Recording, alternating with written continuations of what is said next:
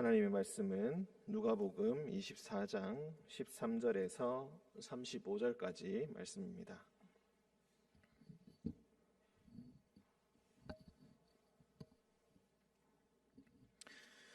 누가복음 24장 13절부터 35절까지 교독으로 읽고 35절은 함께 읽겠습니다. 그날에 그들 중 둘이 예루살렘에서 25리 되는 엠마오라 하는 마을로 가면서 그들이 서로 이야기하며 문의할 때에 예수께서 가까이 이르러 그들과 동행하시나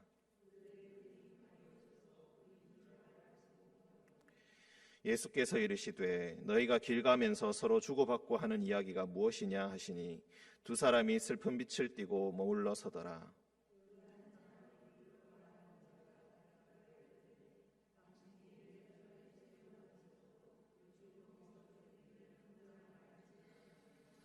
이르시되 무슨 일이냐 이르되 나사렛 예수의 일이니 그는 하나님과 모든 백성 앞에서 말과 일에 능하신 선지자이거늘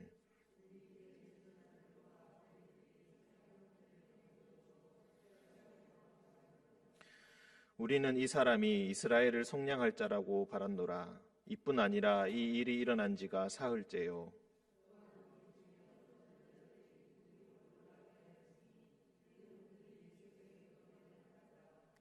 그의 시체는 보지 못하고 와서 그가 살아나셨다 하는 천사들의 나타남을 보았다 함이라.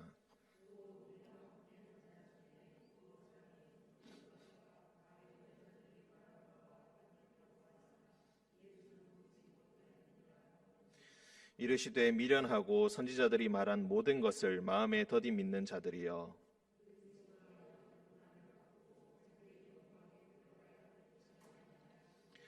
이에 모세와 모든 선지자의 글로 시작하여 모든 성경에 쓴 바 자기에 관한 것을 자세히 설명하시니라.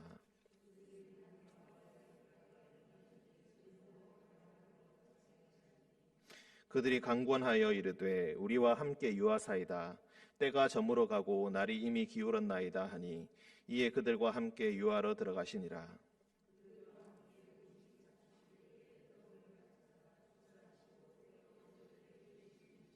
그들의 눈이 밝아져 그인 줄 알아보더니 예수는 그들에게 보이지 아니하시는지라.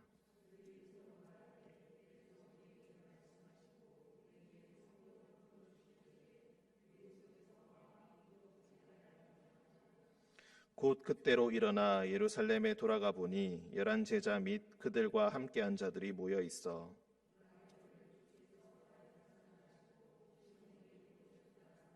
함께 읽겠습니다. 두 사람도 길에서 된 일과 예수께서 떡을 떼심으로 자기들에게 알려지신 것을 말하더라. 아멘. 기도하겠습니다.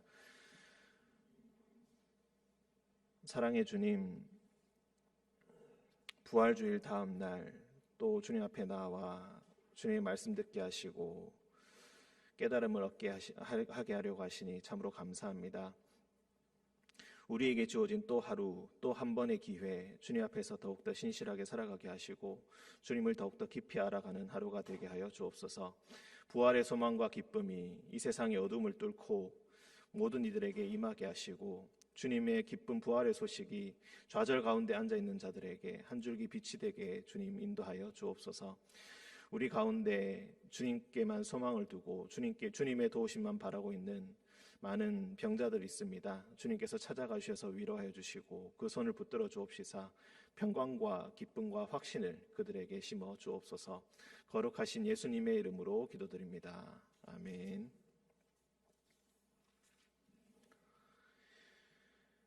네, 13절 그들 중 둘이 이렇게 나오는데 18절에 보시면은 그 중에 한 사람이 글로바다 이렇게 되어 있습니다. 요한복음 19장에 보시면은 예수님의 십자가 아래 서 있는 여자 중에 한 명이 글로바의 아내 마리아다 이렇게 나오는데 아마도 그 글로바가 아닐까 그렇게 생각하고 있습니다. 그들 중 둘이라고 하는 것은 한 명의 이름이 글로바라라고 한 것을 볼 때 제자들 속에 들어가지 못하고 그 즉 11사도 쭉 안에는 들어가지 못하고 앞서 9절을 보시면은 무덤에서 돌아가 이 모든 것을 11 사도와 다른 모든 이에게 알렸다라고 되어 있는데 다른 모든 이 중에 포함되는 그런 사람이라고 생각할 수 있겠습니다. 나머지 한 명도 이름을 알지 못하는 제자이나 그런 다른 모든 이에 들어가는 그런 제자일 것이다. 25리 되는 예루살렘에서 25리 되는 엠마오라 하는 마을로 가면서 둘이서 이야기를 합니다. 이 모든 된 일을 서로 이야기하면서 서로 이야기할 때에 15절 어떤 이야기를 하느냐 문의할 때에 예수께서 가까이 이르러 그들과 동행하셨다. 이 모든 된 일이라는 것은 예수님께서 십자가를 지시고 죽으셨다가 부활하셨다는 그 소식을 들으면서 그 소식을 서로 이야기하면서 문의하고 있다. 그러니까 서로 질문을 하고 있고 그것에 관해서 이해하려고 지금 노력하고 있다는 것을 의미하겠습니다.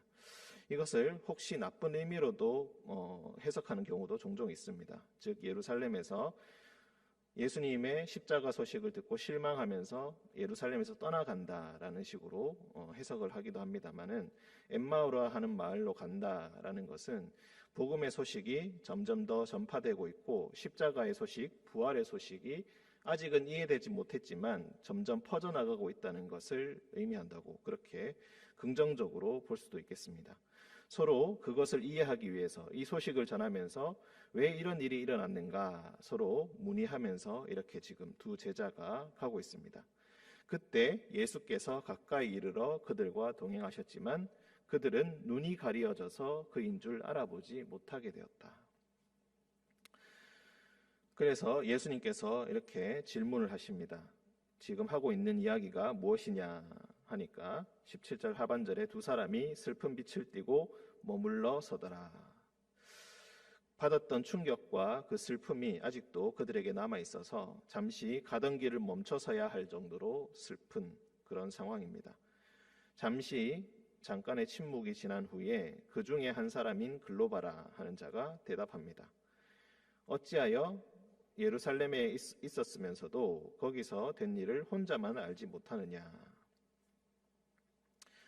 그리고 19절에 다시 예수님께서 물으시니까 나사렛 예수의 일이다. 그는 하나님과 모든 백성 앞에서 말과 일에 능하신 선지자다. 생전에 예수께서 어떤 일을 행하셨는가에 대한 기록이 나오고 있습니다. 그리고 20절부터 24절까지는 이제 죽음과 순환과 부활의 소식입니다. 대제사장들과 관리들이 즉 누가 예수를 죽였는가? 대제사장들과 관리들이 사형 판결에 넘겨주어서 십자가에 못 박았다. 그리고 21절이 기존에 제자들이 가지고 있던 예수님에 관한 이해입니다. 이스라엘을 속량할 자라고 바라고 있었는데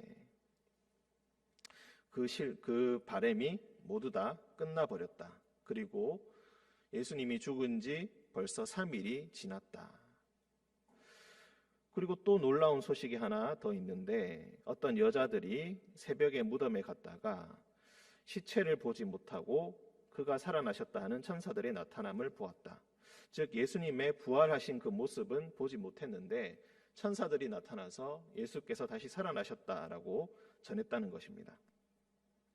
그래서 깜짝 놀란 제자들이 두어 사람이 무덤에 가서 과연 여자들이 말한 바와 같음을 보았으나 부활하신 예수님은 아직 보지 못하였다.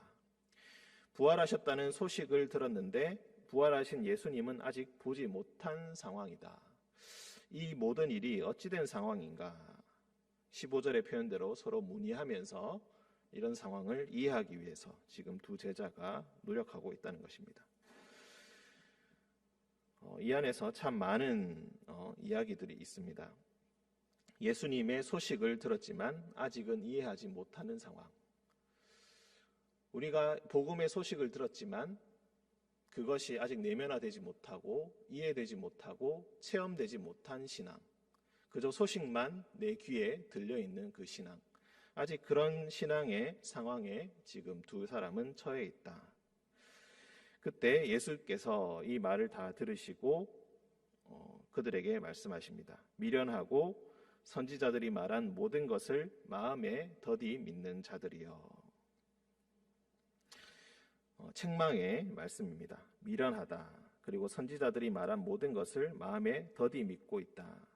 너희들의 믿음이 아직 충분하지 못하다. 그리스도가 이런 고난을 받고 자기의 영광에 들어가야 할 것이 아니냐 하시고, 일단 이 영광에 들어간다라는 표현을 잠시 기억해 두시면 좋겠습니다. 27절, 그 후에 예수님께서 하신 것이 모세와 모든 선지자의 글로 시작하여, 즉 우리가 율법서, 즉 창세기, 출애굽기, 레위기, 민수기, 신명기, 모세 오경과 그리고 모든 선지자들의 글, 즉 이사야, 예레미야 등등 선지자들의 예언서들로 시작하여서 모든 성경에 쓴 바 자기에 관한 것을 자세히 설명하셨다. 예수님께서 지금 직접 성경을 풀어서 제자들에게 가르쳐주고 계신 것입니다. 여기서 우리가 말씀을 연구하고 말씀을 묵상하고 또는 말씀을 공부한다라는 표현을 종종 쓰곤 합니다. 예수님을 이해하는 데 있어서 그저 예수님의 소식을 듣는 것으로만 부족하고 말씀에 비추어 보아서 말씀을 충분히 연구하여서 말씀을 충분히 혼자 공부하여서 이 모든 것들을 깨달아야 예수님에 관한 믿음을 신실하게 잘 알 수 있고 모든 전체적인 그림을 잘 알 수 있다는 것입니다. 이런 과정을 거쳐야지 더 잘 내면화되고 그 신앙이라는 것이, 그 믿음이라는 것이 더욱더 굳건하게 생길 수 있다는 것, 그것을 이야기하고 있습니다. 예수님께서 그 말씀을 풀어주시고 그 후에 그들이 가는 마을에 가까이 갔다, 즉 엠마오에 거의 도착을 했을 때 예수님께서는 더 가려 하는 것처럼 보이셨다. 예수님께서는 자신의 부활하시고 난 그 예수님께서는 뭔가 더 나아가서 세상에 자신의 부활을 알리시고 자신의 권능, 자신의 사랑하시는 백성, 자신을 믿는 자들에게 더 가려고 하시는 것 같았다. 그때 그들이 강권하여서 우리와 함께 유하사이다. 우리가 오늘 밤을 함께 머물고 여기 계시기 바랍니다. 그렇게 권유하니까 예수님께서 따라 들어가셨다. 그리고 30절에 그들과 함께 음식 잡수실 때에 떡을 가지사 축사하시고 떼어 그들에게 주셨다. 축사하신다, 떼어 주신다, 그리고 주신다, 이런 모든 표현들이 우리가 성찬식에 쓰는 표현들입니다. 과거에 5병이어로 5,000명을 먹이실 때도, 그리고 7병이어로 4,000명을 먹이실 때도, 최후의 만찬에서 제자들과 함께 식사를 하실 때도 축사하시고 떼어 그들에게 주셨다라는 표현이 나오고 있습니다. 부활하신 예수님께서 그 이후에 이런 함께 식탁에서 떡을 가지시고 축사하시고 떼어 그들에게 주셨을 때 가리어져 있던 그들의 눈이 밝아져서 그인 줄 알아보게 되었다. 우리가 여기서 가장 중요한 두 가지 요소를 생각해 볼 수가 있겠습니다. 부활하신 예수님을 어떻게 우리가 이해할 수 있는가? 어떻게 우리가 만날 수 있는가? 우리가 어떻게 그분의 동행하심을 진실로 느낄 수 있고 알 수 있는가? 먼저 말씀에 관한 이해, 두 번째는 성찬식의 참여. 성찬식이라는 것을 조금 더 확대시켜서 예배의 참여라고 우리가 생각할 수가 있겠습니다. 초대교회에서는 예배에서 가장 중요한 두 가지 요소가 바로 설교와 성찬이었습니다. 오늘 우리가 속한 장로교회는 말씀을 중요시하기 때문에 주로 설교로 진행되고, 그리고 성찬식을 자주 행하지 못하는 사정들 때문에 성찬이 많이 약화되어 있지만 사실 말씀과 설교와 성찬이 가장 중요한 두 가지 요소로서 절대 빠지지 않았던 예배의 형태였습니다. 이렇게 예수님께서 떡을 가지사 축사하시고 떼어 주셨다는 것은 단순히 성찬의 의미를 넘어서 예수님께서 자신에게 주셨던 모든 자들에게 자신의 몸을 떼어서 우리에게 생명을 주셨다는 그것을 받아들이고 그 상징과 그 의미를 깊이 우리가 이해하는 것을 의미합니다. 이렇게 되었을 때에 비로소 눈이 밝아져서 예수님께서 우리와 동행하신다는 것을 알게 되고 그 부활의 권능과 은총을 알게 된다. 그리고 예수는 그들에게 보이지 아니하셨다. 왜 예수님은 보이지 아니하셨는가? 앞서 제가 26절에서 그리스도가 이런 고난을 받고 자기의 영광에 들어가야 하는 것이 아닌가라고 했던 구절이 있다고 했습니다. 영광에 들어간다. 영광이라는 것은 성부 하나님께서 가지신 속성이고 그 영광이라는 것은 바로 눈에 보이지가 않습니다. 눈에 보이지 않는다는 것은 즉 그분이 영광에 부활하신 예수님께서 영광에 들어가셨다는 것은 그분이 누구신지를 부활하신 예수님께서 어떤 분이신지를 잘 가르쳐주고 있는 것입니다. 그분은 말로 명시적으로 하지 않았지만 그분이 곧 하나님이시라는 것을 이것을 통하여서 우리에게 알려주는 것입니다. 영광에 들어가셨다라는 표현으로 우리가 바꿔 생각할 수도 있겠습니다. 예수는 그들에게 보이지 아니하셨다. 그분이 눈에 보이지 아니하시지만 그분은 우리와 동행하시고 우리가 말씀을 읽을 때에 그리고 예배에 참석해서 성찬에 참여할 때에 우리는 그분을 만날 수 있고 그분을 느낄 수 있고 그분의 음성을 들을 수가 있다. 비로소 눈이 열린 제자들이 그들이 서로 말하되 32절 길에서 우리에게 말씀하시고 우리에게 성경을 풀어주실 때에 우리 속에서 마음이 뜨겁지 아니하더냐. 그래서 그들은 엠마오에서 다시 예루살렘으로 돌아갑니다. 교회가 있는 곳으로 돌아가서 돌아가 보니까 이미 11 제자들과 그들과 함께한 자들이 모여 있다. 그리고 그 모여있던 사람들이 서로 말하고 있는데 그 말의 내용이 주께서 과연 살아나시고 시몬에게 즉 베드로를 의미합니다. 시몬에게 보이셨다 하는지라. 이 베드로에게 예수님께서 직접 나타나셔서 그 모습을 보여주셨다. 그런 간증을 그리고 그 신앙의 고백을 함께 서로 나누고 있습니다. 그래서 글로바와 또 다른 한 제자도 거기에 그 현장에 끼어서 두 사람도 길에서 된 일, 예수를 만나고 예수님께서 직접 말씀을 풀어주신 일을 이야기하고 그리고 예수님께서 떡을 떼심으로 자기들에게 알려주신 것, 그것을 함께 말하였다. 우리가 부활하신 예수를 이렇게 만났다. 그 증언을 함께 나누고 있습니다. 글로바와 그 한 제자, 즉 11 사도가 아니라 다른 모든 이들에 들어가는 그 제자들을 대표하는 이 글로바와 한 사람은 곧 부활하신 예수님의 그 이후의 시대를 살아가는 모든 그리스도인들을 의미합니다. 즉 글로바와 나머지 1인은 우리를 이야기하고 있는 것입니다. 우리는 어떻게 예수님을 만날 수 있게 되는가? 어떻게 느낄 수 있게 되는가? 이 기사에서 오늘 읽은 이 말씀에서 모두 다 고스란히 드러나고 있습니다. 예수님은 이미 우리가 알지 못하는 방법과 형태로 우리와 동행하고 계십니다. 하지만 우리의 눈이 가려져서 주님께서 우리와 동행하심을 알아보지 못하고 있습니다.